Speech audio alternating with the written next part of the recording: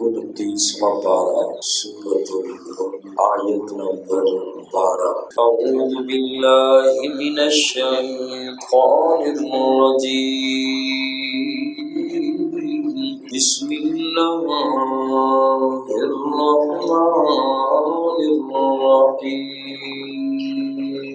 ان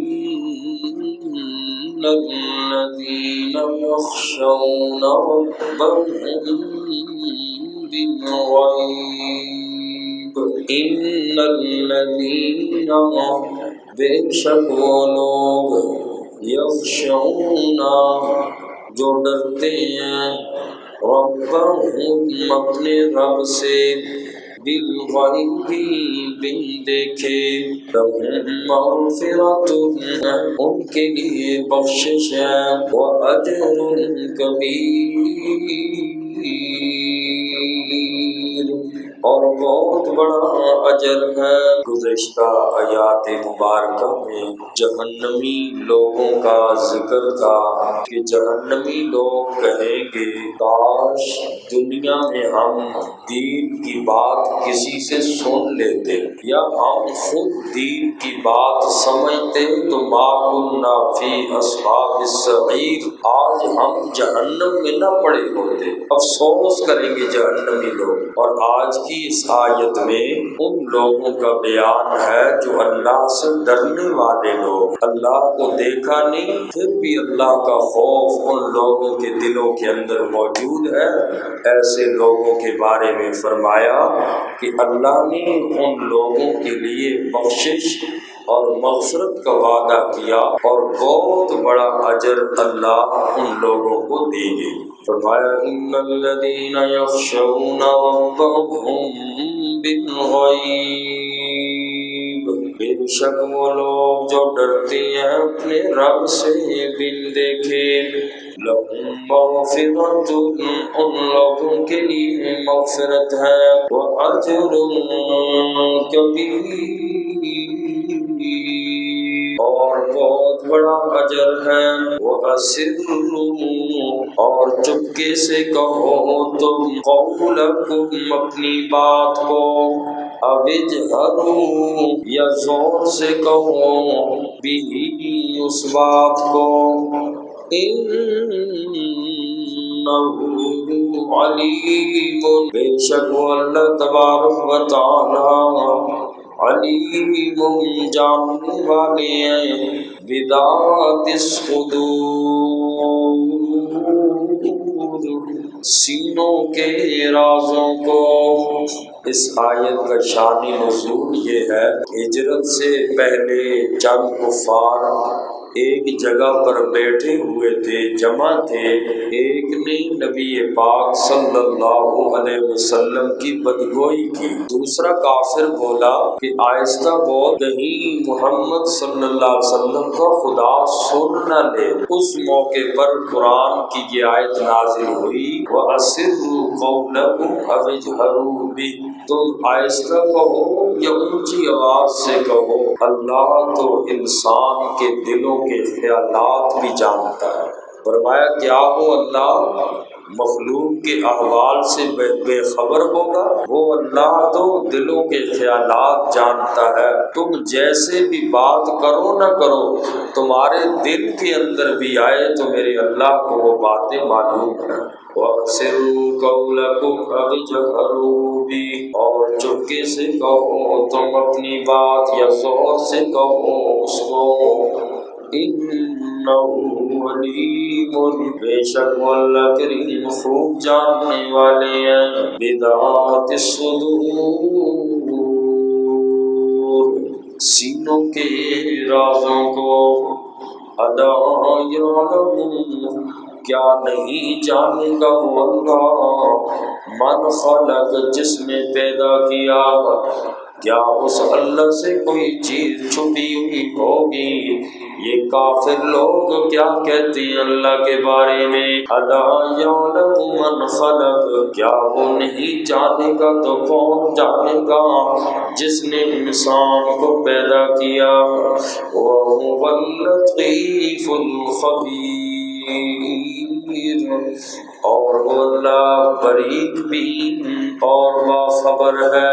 والذی اللہ کی ذات وہ ذات ہے جعل لکم الارض جس نے بنایا تمہارے لیے زمین کو ذلولا تمہارے تابع فامشوا بس چلو تم فی مناکبہا اس کے اطراف میں وَكُلُوا اور تم کھاؤ من رزقی اس کے رزق میں سے وَإِلَيْهِ النُّشُورُ اور اسی کی طرف دوبارہ زندہ ہونا ہے۔ اس سے پہلے اللہ کریم نے آسمانوں کا ذکر فرمایا تھا، الذی خلق سبع سماوات طباقا، اللہ نے 7 مضبوط آسمان بنائے انسان کے فائدے کے لیے، اور اس آیت میں اللہ نے انسان کے فائدے کے لیے دوسرا انتظام یہ کیا، اللہ نے اتنی بڑی زمین انسان کے لیے مسخر کر دی، اس میں انسان جو چاہے مرضی کرے، جیسے چاہے کرے تصرف انسان کر سکتا ہے، مکان بنائے، ہل چلائے، پانی کے کنویں نکالے، اپنے مردوں کو دفناتا ہے، راستے بناتا ہے اور ان راستوں پر چلتا ہے، کھیتی باڑی کرتا ہے۔ زمین کسی کو کچھ نہیں کہتی، یہ رب کی عطا ہے۔ انسان کے لیے اللہ نے زمین کو مسخر کر دیا، اور اللہ نے زمین میں روزی کے اسباب پھیلا دیے تاکہ اللہ تمہارے رزق کا انتظام کرے اور تم اللہ کے رزق کو استعمال کرو، مگر فرمایا یاد رکھو کہ زمین کے جس کونے میں بھی جاؤ گے موت تمہیں ضرور آئے گی۔ وَإِلَيْهِ النُّشُورُ لوٹنا اللہ ہی کی طرف ہے، قیامت کے دن زندہ ہو کر اللہ کے حضور حاضر ہونا ہے، لہذا دنیا میں لگ کے اپنی آخرت کی زندگی کو نہ بھولو۔ وَإِلَيْهِ النُّشُورُ فرمایا اس بات کو یاد رکھو، لوٹ کے جانا اس اللہ کی بارگاہ میں ہے، اللہ کو جواب دینا ہے۔ اور اگلی آیت مبارکہ میں فرمایا أَأَمِنْتُم مَّن فِي السَّمَاءِ أَن يَخْسِفَ بِكُمُ الْأَرْضَ کیا تم اس اللہ سے بے خوف ہوگے؟ انسان زمین میں آزاد ہے، جو مرضی کرے، مگر فرمایا یاد رکھ اللہ کی پکڑ سے تو باہر نہیں ہے۔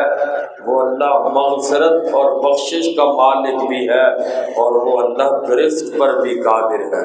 رب کی ذات سے ڈرایا اس آیت میں، أَأَمِنْتُم کیا تم بے خوف ہوگے؟ من اس ذات سے فی السماء جو آسمانوں میں ہے، أَن يَخْسِفَ بِكُمُ الْأَرْضَ یہ کہ وہ تمہیں دسا سکتا ہے، زمین میں دسا دے تمہیں زمین میں۔ تو اللہ فرمایا اللہ نے رب کی ذات سے ڈرایا گیا، وہ چاہے تو تمہیں زمین میں دسا دے، ایک حرکت اللہ زمین کو دے تو سارے لوگ ہلاک ہو جائیں۔ چند سیکنڈ کی بات ہے، زمین پہ اللہ زلزلہ برپا کرے، جیسے پہلی قوموں پہ زلزلے آئے، گئی قومیں تہس نہس ہو گئی۔ فرمایا اسی طرح چند سیکنڈ کی بات ہے، اس رب سے بے خوف ہو گے، اس اللہ کی نافرمانیاں کرتے ہو، زلزلے کی مار ہے چند سیکنڈ کی، سارے ہلاک ہو جائیں گے، وہ اللہ اس چیز پر بھی قادر ہے۔ جب زلزلہ آتا ہے تو سارے توبہ توبہ کرتے ہیں، استغفار کرتے ہیں۔ اصل یہ ہے کہ حالت امن میں اللہ کی طرف رجوع کیا جائے، خوشی میں اللہ کو بھولا نہ جائے، اللہ کو ناراض نہ کیا جائے، اصل یہ ہے۔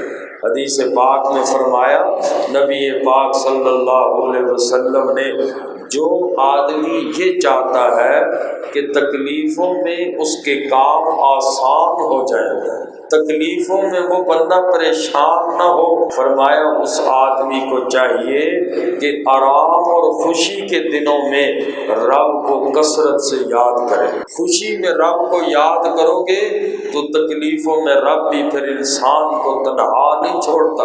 آج مشکل آتی ہے تو بس اللہ اللہ استغفار ہوتا ہے، خوشی آتی ہے کون خوشی میں اللہ کو یاد رکھتا ہے؟ ہماری خوشیوں کا تو رواج یہی ہے، جب تک کھل کے اللہ کی نافرمانی نہ کی جائے ہماری تو خوشی نہیں ہوتی۔ تو حدیث پاک میں فرمایا اگر چاہتے ہو تکلیفوں میں رب سہارا بنے تو فرمایا کہ آرام اور خوشی کے دنوں میں رب کو کثرت سے یاد کرو، اس اللہ سے بے خوف نہ ہو۔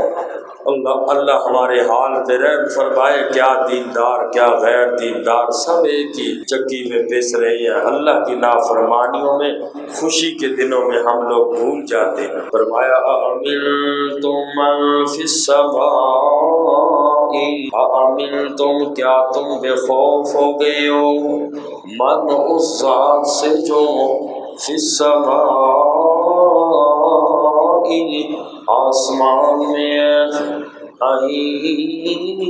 یخسفا یہ کہ دسا دے وہ بکم الارض تمہیں زمین میں۔ وہ اللہ مغفرت پر بھی قادر ہے، مغفرت کا بھی مالک ہے، تو وہ اللہ گرفت پر بھی وہ اللہ قادر ہے۔ اللہ کی ذات سے ڈرایا گیا، اللہ سے بے خوف نہ ہو۔ ان یخسف بکم الارض یہ کہ دسا دے تمہیں زمین میں، فَإِذَا هِيَ بس اچانک وہ تمور لرزنے لگے۔ زمین کو اللہ ہلائے، لرزنے لگے تو سارے ہلاک ہو جائیں۔ اللہ پاک فرمایا اللہ پاک نے کہ مجھ سے بے خوف نہ ہو، ڈر اور خوف میرا دل میں پیدا کرو۔ اللہ کا خوف یہی ہے انسان ظلم سے باز آ جائے، گناہوں والی زندگی کو چھوڑ دے، اللہ کی اطاعت والی زندگی گزارے۔ اللہ ہم سب کو عمل کی توفیق